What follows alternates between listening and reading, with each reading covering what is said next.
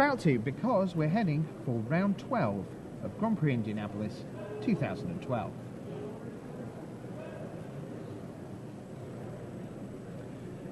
Hello everyone, welcome to round 12 of Grand Prix Indianapolis. We are here with Rich Hagan and Sheldon Menery, gearing up for all the fun of the fair. 4 rounds to go. There you see Caleb Durward on the left of screen, also Soren Lord of Innistrad, and there is Tom Martell, the last undefeated player in the building. Sheldon, I notice you've got the most important deck list of the day. It's the lunch menu. Yep. So playing 1 ham and cheese, 4 roast beef, 3 tuna salad.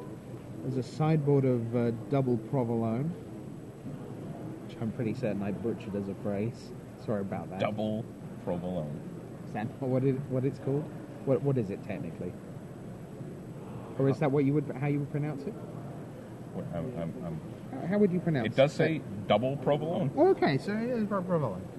Okay. I might add a little schwa-y at the end. Provolone. No, provolone. Okay, very nice. So, the matchup is almost upon us.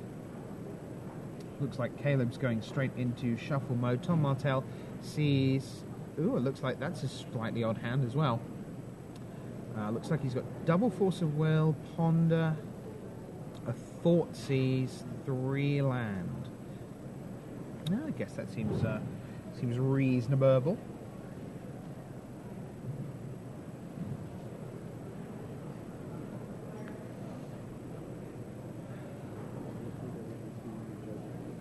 You know, we've talked a number of times about one of the skill differences between the top flight player and the mid-range player is the ability to make difficult mulligan decisions. It's not the no land hand that is difficult to ship back. You have to send it back. It's the got some land, got some action, but it's not the action I need that you ship back.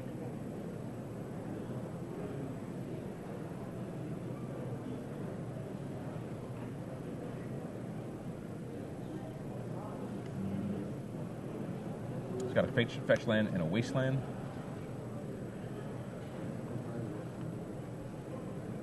Of course, gets his Tropical Island.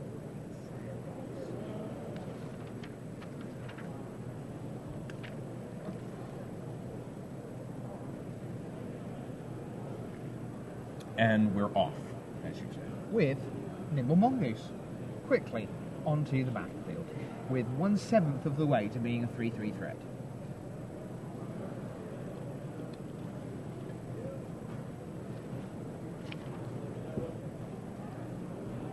So Martell, the only player left with a perfect record.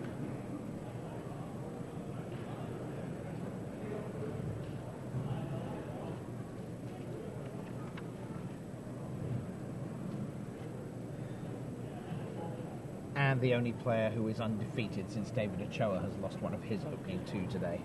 So everyone else has now lost. Martell's graveyard. So here comes Thoughtseize from Martell.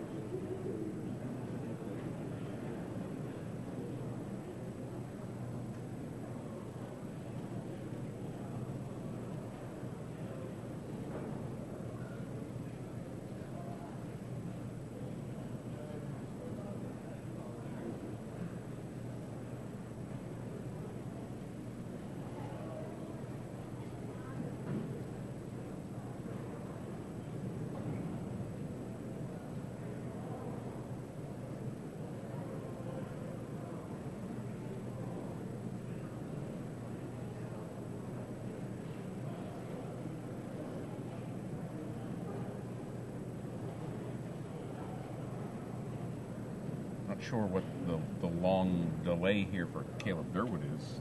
What line of play he's thinking about. He only has 2 cards in his hand. I was going to say, may I brainstorm? You may.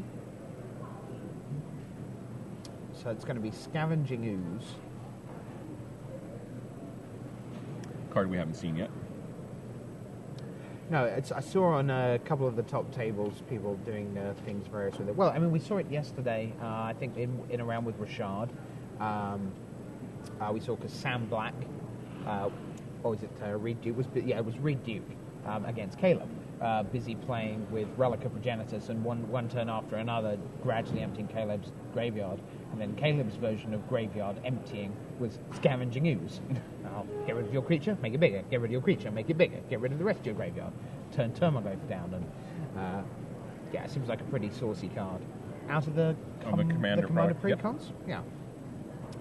Double Mongoose now for Caleb. Martell sitting there with one land. But Durwood now handless. Yeah. I think that's just the camera angle, actually. Oh, I don't know. He's got any cards in his hand. No idea. Look, there they are. Stoneforge Mystic from Martell. Ponder for Durwood. You know, they seem to be playing this pretty casually. This feels like a kitchen table game. It's like, I'll do this. Ponder? Yeah, sure, you need to play some. I'm going to crack while you do that. Yeah, you carry on. It's all good. So it's 5 cards in Durwood's graveyard. Just 2 away from being thresholdy, so Tom's certainly Forked Bolt. needs to be a little careful. The Mongoose swing in. Well, there's another Stoneforge Mystic in Martell's hand. Brainstorm, Batterskull, Ponder, land. Now he's got to figure at 9 life if he has time.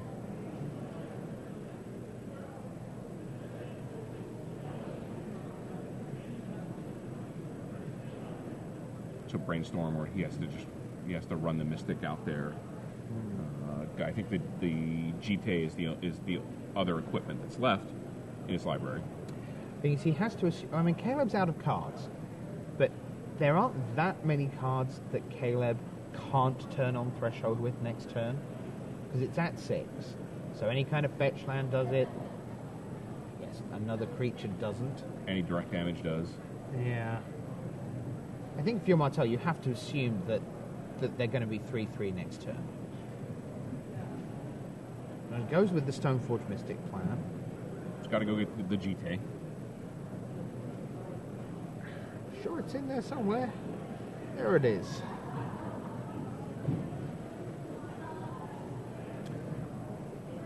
I think Tom's problem, obviously, is going to be the time to equip it up. Yeah. It has to do good things with. It's got 1 mana available, but that again would be at the cost of a life. And we can't he can't forget that Caleb is playing Snapcasters. And just straight up burn as well. So Mongoose come in just to learn his. So he did draw the card that couldn't turn on Threshold. It was the 3rd Nimble Mongoose. I think he's already at Threshold. There's got to be a card at the top of the Above, top of the screen that we can't see, Rich. Yeah, because the Martell drops from 9 to 3, down to 3. So.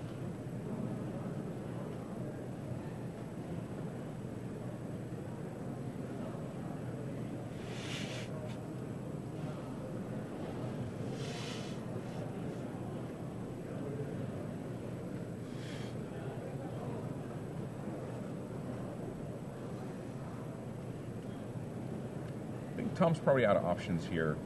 Even if he gets the GTA equipped, it's going to cost him a life. Put him at 2.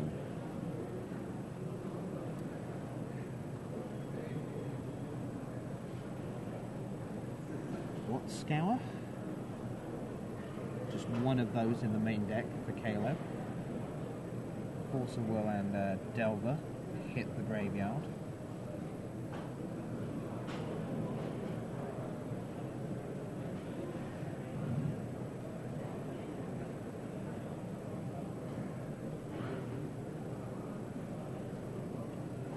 Martell in a lot of trouble. And unless Caleb's just not familiar with Tom's deck, it doesn't seem like there's really anything he needs to hesitate about. There doesn't seem to be a lot going on other than... Tom plays the batter skull.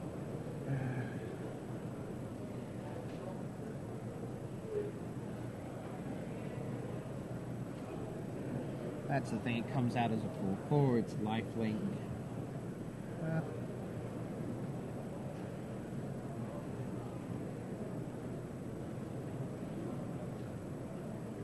Tom will ponder. And when I say play the batter skull, obviously, Yeah. put it in with Stoneforge Mystic. Play is such an ordinary word, and Yes. yet you can get into trouble using it, can't Yes. you? Because we know what we mean. It was persuaded to enter the battlefield Yes. at an unconventional time.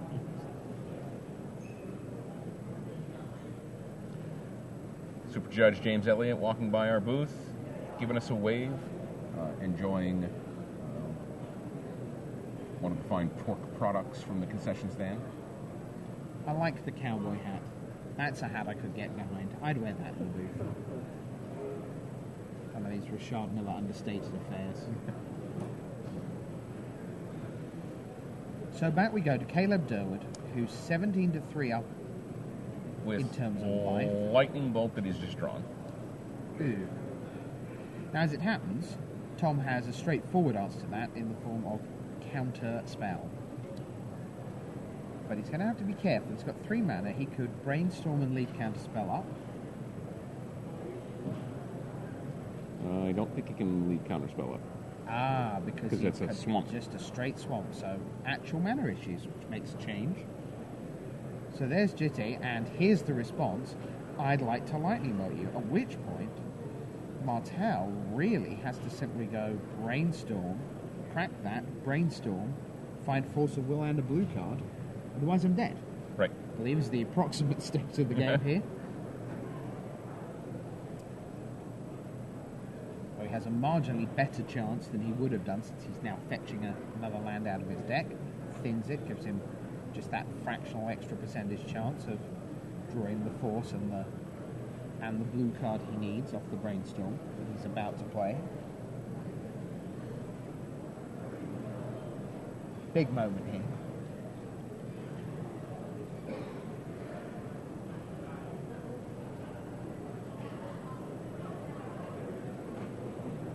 Caleb finishes shuffling Tom's deck.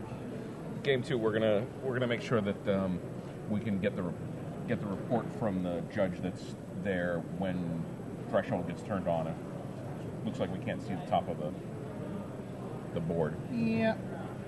So there you have 1-0 to Caleb. Draft He 19. found that Draft 19. lightning Please bolt, gather at the and gathering ultimately, place at the side of that stage. bizarrely, Once what again, booster draft cost Tom, 19. not necessarily the whole game, because if the game had gone longer, who knows what would have happened, but ultimately it was having a basic swamp that made the difference, because had that been any of the many dual land producing possibilities, he could have brainstormed with counterspell mana up.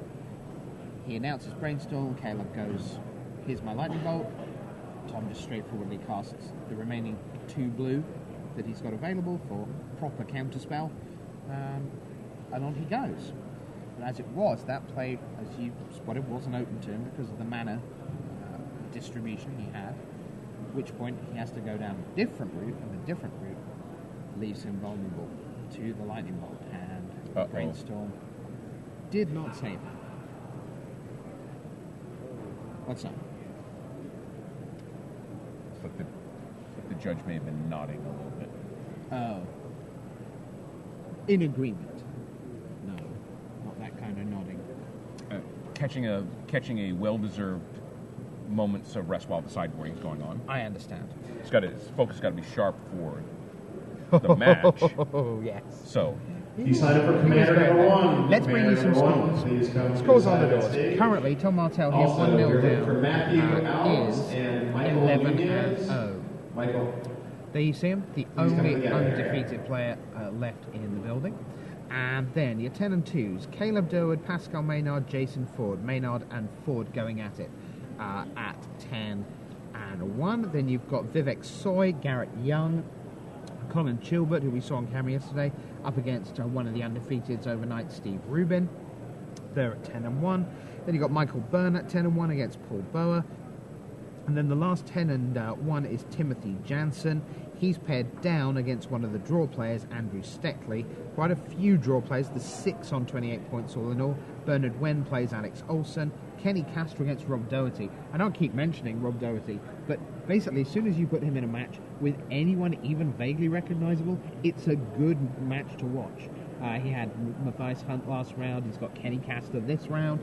Still both very much alive. And then Ben Stark, who, as we say, doesn't feel he's well positioned, despite the fact that on the scoreboard, he's very well positioned right now on 28 points. He's paired down against Jacob Corey amongst the 9 and 2s.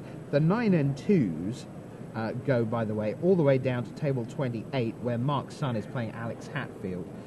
So even if you imagine that the cutoff line is at currently 27 points, so 30, 33, 36, and then maybe 39 to get you towards the top 8. There are still 56 players live for the possibility of winning this event. So the first 2 rounds have functionally eliminated 100 of the 157 that came in this morning, our best guess. So looking at the sideboard list a little bit, I see that Caleb has the counterbalance top package. I'll be interested to see if that's the direction he goes against Tom's deck. Tom playing a lot of one-ofs in his sideboard. Zealous Persecution. Ooh. Blue Elemental Blast. Not generally the more popular of the two. Sort of Feast and Famine, the Inquisition of Koselec. It's got a Dark Blast. Engineered Explosives certainly would take care of those nimble mongoose. See that, Rashad? No mongoose.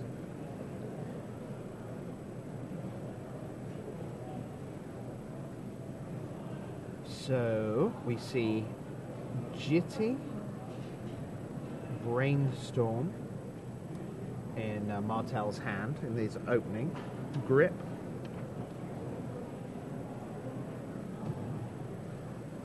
Attention players, Alex Lyons and Brent Clausen, please report And to you're going the to see gathering Inquisition of point. Kozilek, Alex Lyons which and is Brent revealing a Clausen very to the land-heavy gathering hand point, please. for Caleb.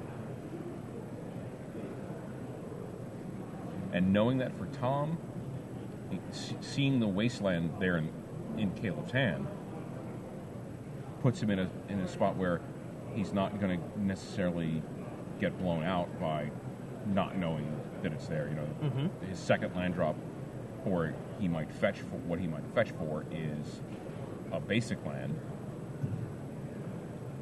Magic players, just a reminder, we are still taking sign-ups for the Gotta be the Delver that he takes here, right? It is $15 in the top 8. I believe that is a sulfur elemental out of the sideboard up at the top. Once again, we are taking registration for about 10 more minutes in our bronze standard event. If you're interested, please sign up at the public event stage. And it is indeed the Delver.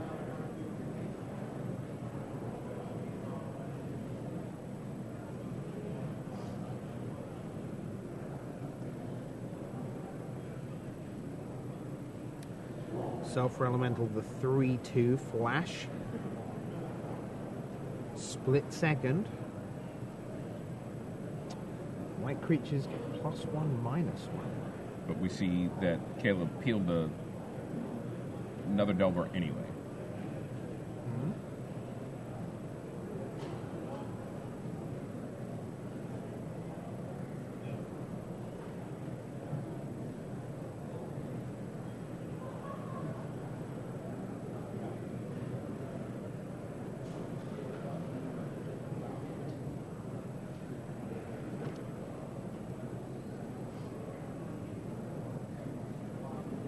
So the Sulphur Elemental gets the chance to take out Lingering Souls.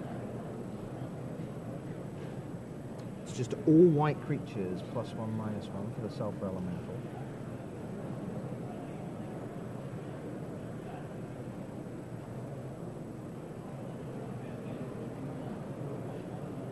Wasteland from Caleb. So Tom goes back down to just Swamp. Caracas is land number 2. Stoneforge Mystic goes and gets Batterskull. Caleb with his Insectile Aberration on the go. And again, I think this is a function of all the draws we've seen, that these two are aware that draws are just basically not very good. So there's quite a lot of technically one after the other actions that are happening simultaneously here. And I guess players look at the standings overnight and they go, yeah, there's a lot of draws going on. They don't sound good. Then I don't want to be. I don't want to be that guy. Let's not do that anymore.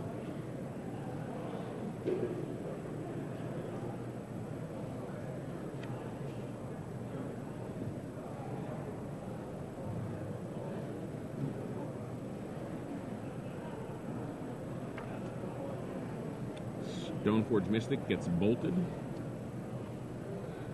Allows the Insectile Aberration to get in for 3. Drops Tom Martell to 16. Yeah. 3-2 flying. Over the top it comes. Flooded Strand goes away.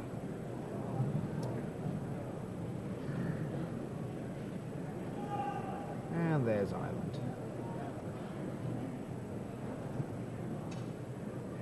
Peter Frank, please Looks like we report to missed an attack with Monument the- stage. Peter Frank. Aberration. We were a turn behind there on the update. Tom's down to 12.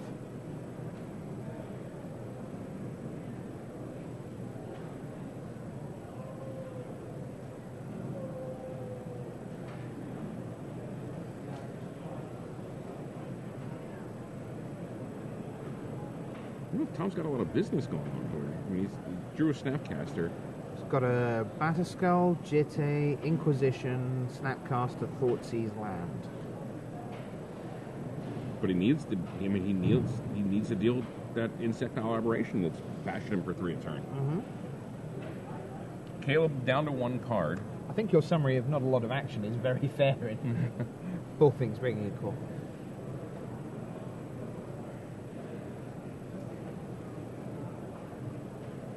So Tom will attempt to find some better answers.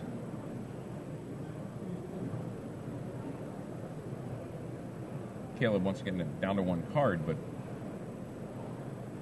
he's laying all the pressure on right now. So Tom says, well, I'll have a Jizzy so that when I make a creature I can do something. But back we go to Caleb. And the first thing that's likely to happen here is Insectile Aberration pile in.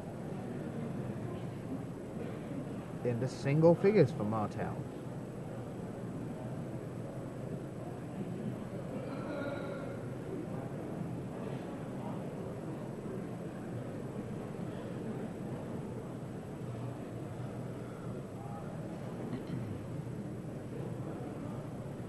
He's going to see what he's up against.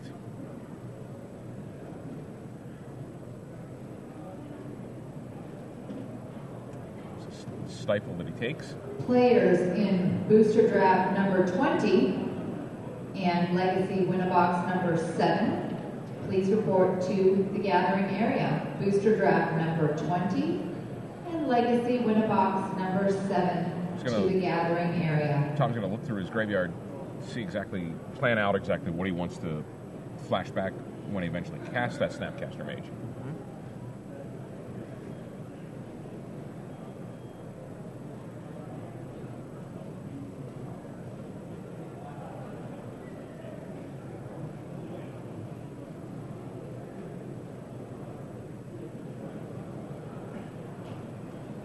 He's gonna.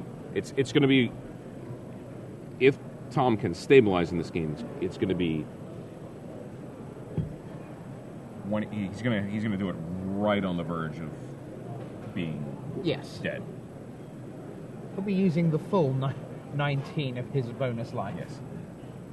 Snapcaster, let's have Ponder all over again.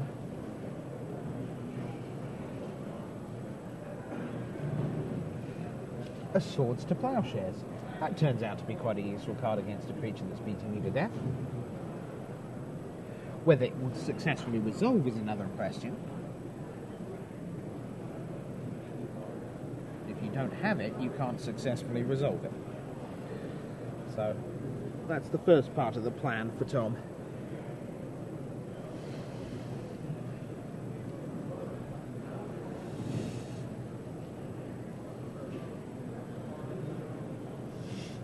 Now without Stoneforge Mystic on the battlefield, he's going to have to, if he wants to cast the Batterskull, he's going to have to hard cast it, and it costs him 5 mana. Some mana. Which is quite a bit more, which is effectively infinitely more than the 2 mana. Yes. Yes, mana doesn't work, despite it having numbers like 1, 2, 3, 4, and 5. The gaps between those numbers are not single numbers. Yes. At least in this format. Well, in any given format, the value of those differences is always different. Right. It's the gap between 2 and 3 in some formats is negligible, and in others it's the Right. moon. Wasteland takes out another jewel. 2 cards for Caleb. He sends in the Insectile Aberration. Martell is tapped out, so he will take 3 more. Now, as it happens, Swords to Plowshares should Attention resolve. Magic players, this is last call if you are interested in signing up for the Bronze Standard event. So, If you are whip, interested, we are currently my taking Jitsi. sign-ups, but this is the last call for registration. If you are interested, please visit us at the public events stage and we will get you signed up. Once again, this is the last call for the There's Bronze Swords to Standard Plowshares. event. That does indeed resolve. Now Tom's at 5. He's got quite some flexibility with his Jite, whether he needs to gain some life. Things now seem profoundly fine for Tom Martell.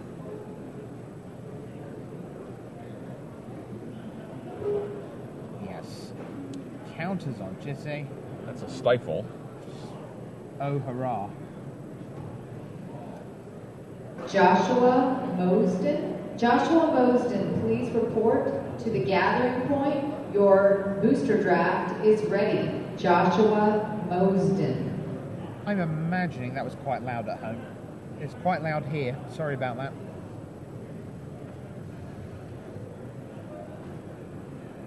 Ears are ringing. So, let's write some more counter numbers on my Jitsi. Quite as easy to see as a dice. No, I'm not a fan of the scrap of paper with something written on it. Yeah. But if you come prepared with a thing, maybe a dry erase marker and a scrap of plastic or something, but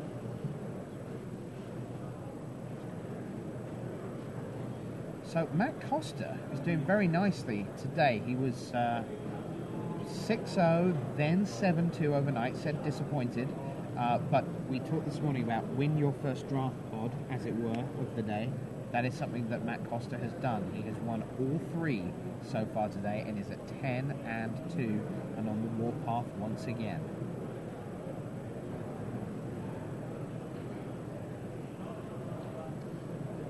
Durwood, no answers? Yeah. Well done, Tom Martell.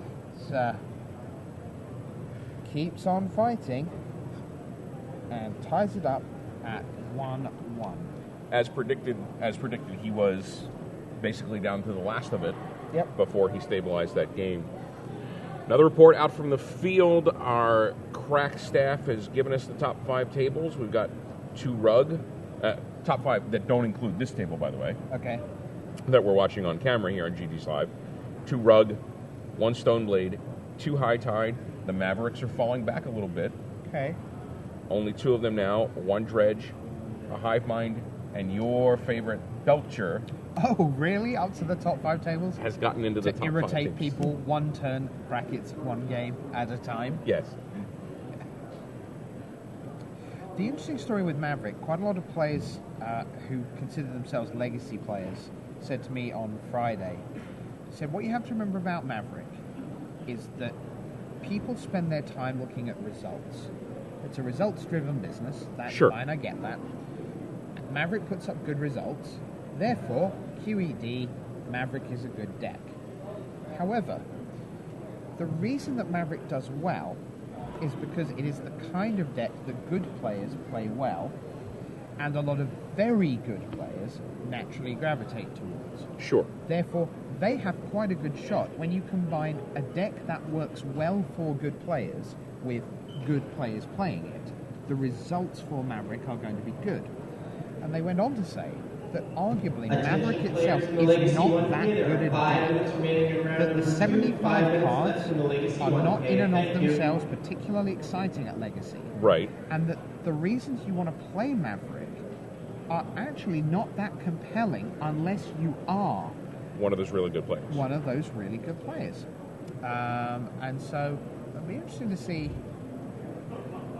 two Maverick at the top half dozen tables or so. We'll see how that shakes out. 3 rounds still to go after this one, so a lot can change. That, sure. that Belcher's got an awful lot of work still to do before we see it on camera Please report for to a the turn. gathering point. Your winner box is ready. Ben Landers and Carson Yeager. Guess getting your Belcher activation stifled could be moderately annoying. Not overly fun. Anthony Eason made it to day 2. I wonder how he's getting on. He's finished his match for round 3 here on day 2. It's round 12 overall of 15. Oh, in Turtenwald watching Luis in action, I believe. Turtenwald made day 2 amongst the 7 and 2s, but I don't see his name high up on the list right now.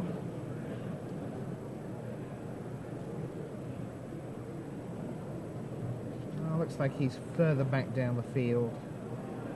So.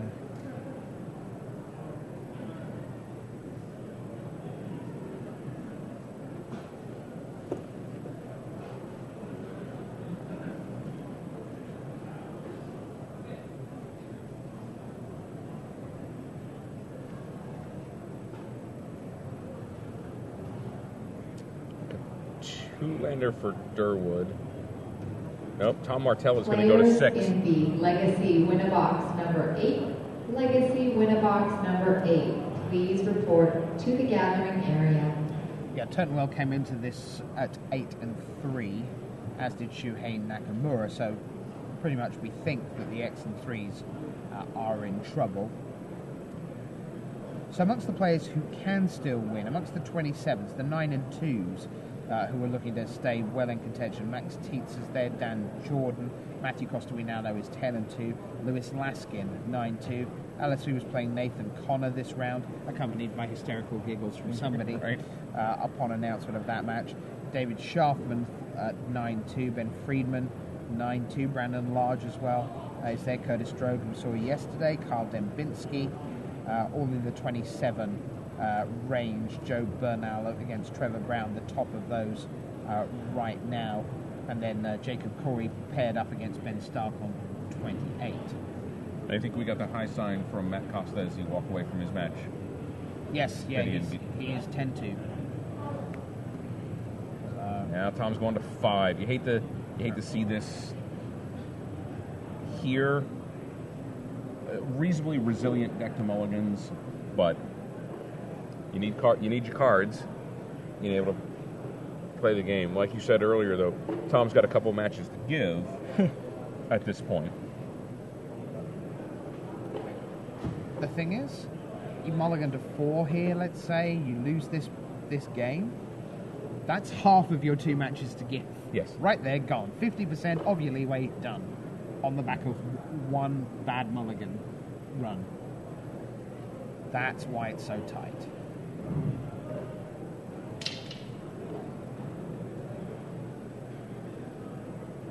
Crowds gathering in larger and larger numbers around the top tables. It's quite neatly organised here. Must say hats off to Pastimes and our excellent host, Mr. Alan Hockman. One of the nice things, I like it when you're able to see the best players up close, and you can see the top tables. Sometimes the design of the building and the layout of the tables doesn't really permit. It's all very narrow and cramped, and you just can't let the players in between, if you like, the front row and the second row. Right. Here, there's room, there's space. You can put 30 people round the end of a table and get a pretty good amphitheatrical view of what's going on. You, of course, have the best seat in the house for Caleb DURWARD against Tom Martell. As we begin with Ponder. From DURWARD, sees a lightning bolt amongst his 3. It's going to leave them. Attention players in the Legacy 1K. That is time in the round. Time in the round for the Legacy 1K. Active player, please finish your turn and begin the 5 additional turns. If you need assistance, please call a judge. Brainstorm and Ponder are cards that help you recover from mulligan's wealth. We talked a bit about that, about Ponder in that regard in Baltimore. That smooths out your deck and gets you the stuff you can actually cast if you're a little land shy or whatnot. Yep.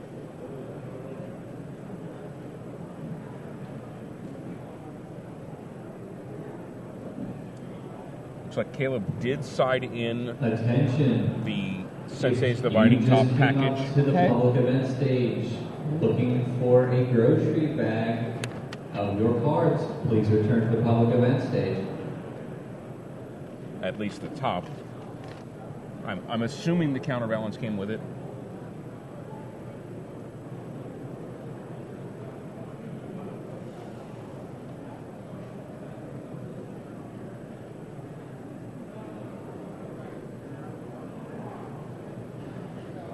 Head back to Caleb. Martell sitting with Lingering Souls, Stoneforge Mystic, Mazoa's Jitty, a couple of land. The important part is that fetch land that can get him white, the Flooded Strand in his hand. Because on the board he has no white mana. Nope, and there was a Tundra as well. Lingering Souls. All right, we'll see how ridiculous Lingering Souls is, which is the word that Tom Martell himself used for it yesterday afternoon, after it took him to an X&O one-day start. Yeah, to be fair, Tom Martell is one of those Magic players who you have to downgrade by about 1.3 on the scale for his valuation of things. Sulfur Elemental, by the way, doesn't like Lingering Souls tokens. I think it's safer to say that Lingering Souls tokens don't like Sulfur Elemental. Yeah. Do they have time to think that? Probably not. Well, yeah, it's split second, right? Right. So no, they were there. They were gearing up for the. And now they are gone. They linger no more. And Lingering Souls. Flashback not currently relevant.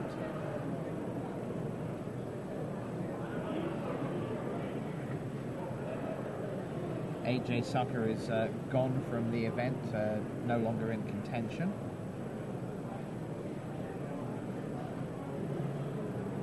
Perhaps should have spent 1 more hour practicing instead of at the hairdressers.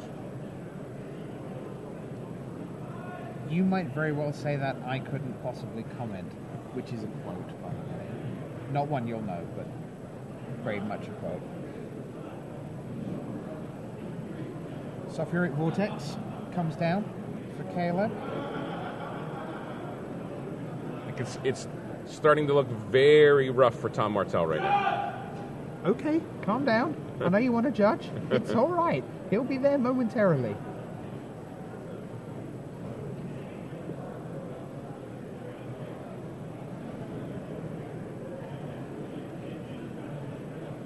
Stoneforge Mystic. That's a 2-1, you know. Stoneforge Mystic, right now. White creatures get +1 or -1. Not often you have a 2-1 Stoneforge Mystic in play. The main reason Sulfuric Vortex is in, of course, is the clause we talked about yesterday. If a player would gain life, that player gains no life instead. Yep. Batter Skull, no. Jitty, no. Not happening. This has been a rough match from Martell. Obviously, this game, mulligan, big factor. Magic players in the standard bronze event. Your pairings for round 1 are being posted now. Please find your seats. So Martell obviously going to try to get that GT out there, somehow get a guy equipped with it so he can use its ability to give -1s. Mm-hmm.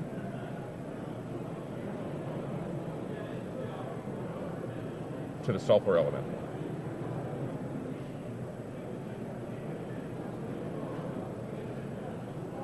I have to tell you, Rich, you know, this is the first Legacy event I've been to in a long time. Sure. And I've got a very much greater appreciation for the depth of the format than I did coming in.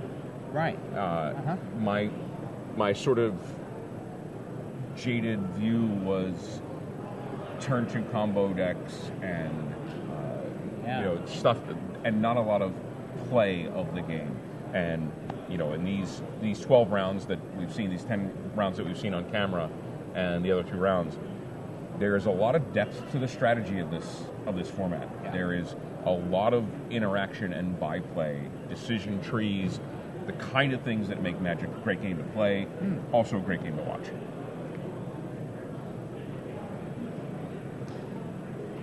I think I've been lucky in the sense that there have been some tremendous European Legacy events. Certainly Madrid would be one of my all-time favorite events I've been to. Just a tremendous range of depth and great play. Here's a Snapcaster from Martell. There's no swords in his graveyard, so it's going to be more ponder action. He's got to find an answer. Now remember, Sulfuric Vortex is also eating away at the life totals of both players.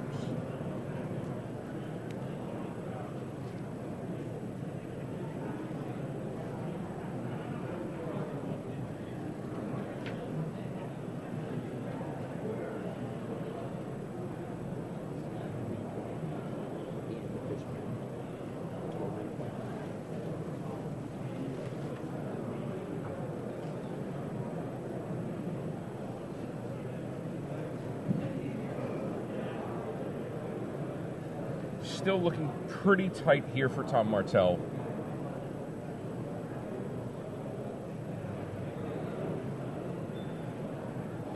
Sensei's Divining Top resolving for Durwood means a lot of pick over the cards that he's going to get. Here we see that in action. Chain Lightning, Delver, Fetch Land.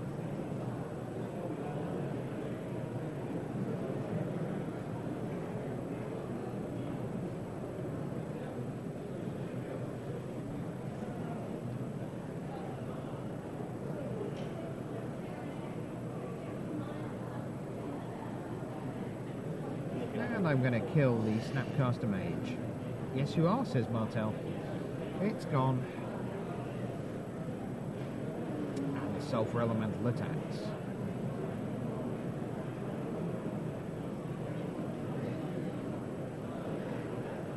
Martell with Jason the land. Durwood heading towards another Force of Will possibility. Things are looking good for Caleb.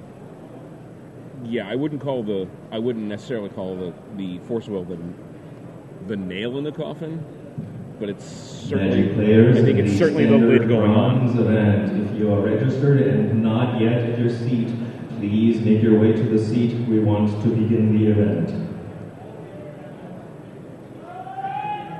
So, Martell down to 7. Durwood trying to decide what he wants to do with those 3 Sensei's Divining Top cards.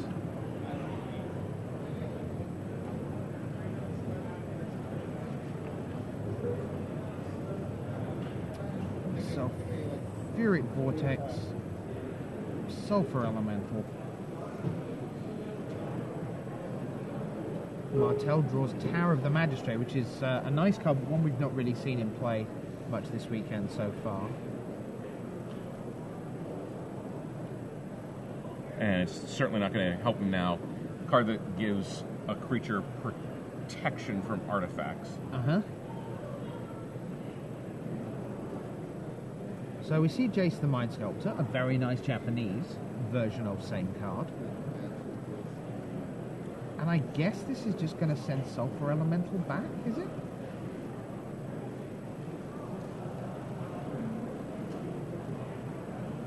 Or does he brainstorm and buy himself a turn with forcing the Sulfur Elemental to kill it?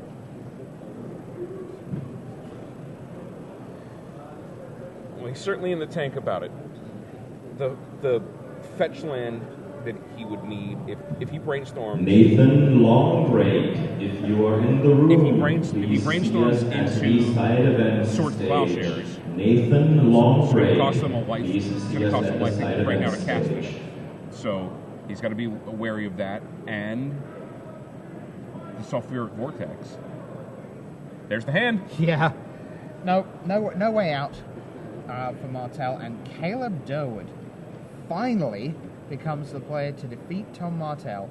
There you see Caleb Durward signing the result sheet. A win for him. That means that he will join at the head of affairs, Tom Martell, on 33 points. There will be 4 other players joining at 33 points.